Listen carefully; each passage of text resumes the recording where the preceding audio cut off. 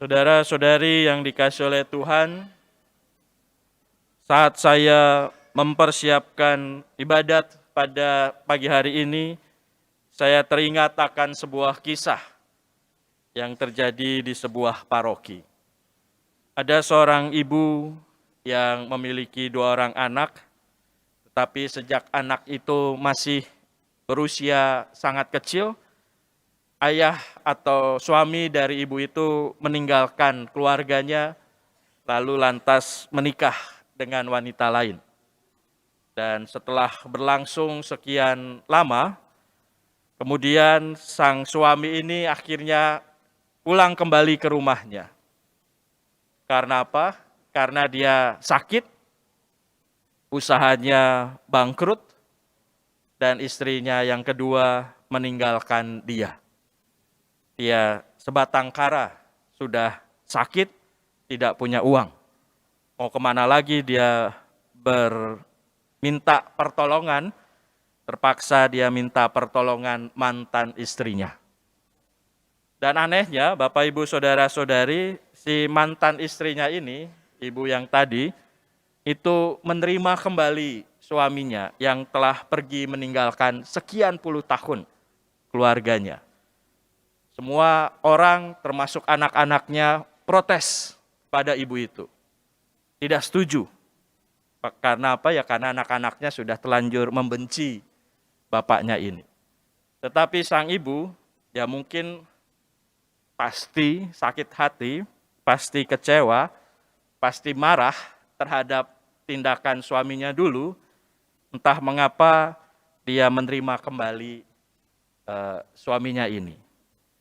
Lalu dalam sebuah percakapan dia mengatakan, ya saya menerima suami saya sebagai salib buat saya Romo.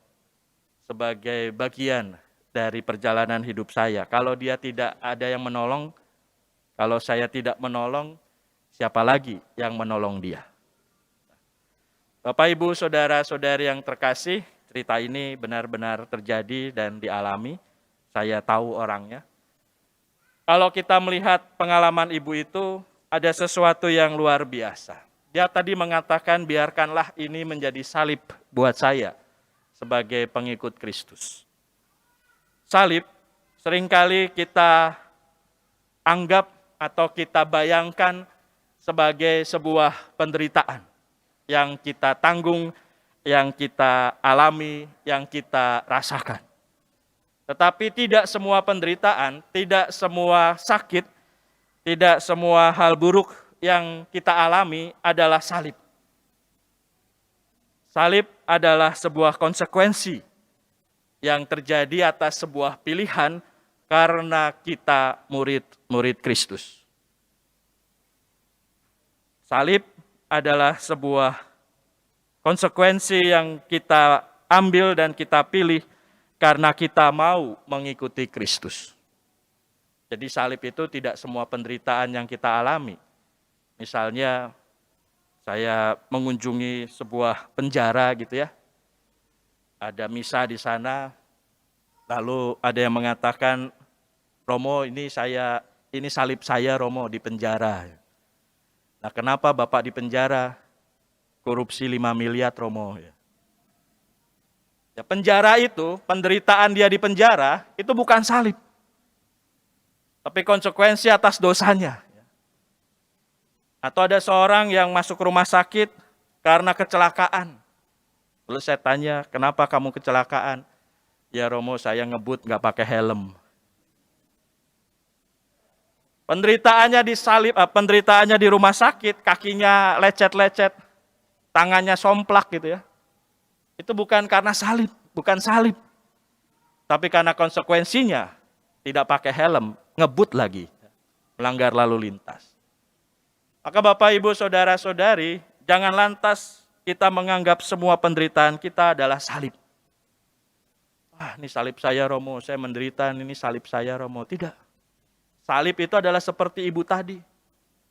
Yang mau mengampuni bapaknya, yang mau mengampuni suaminya.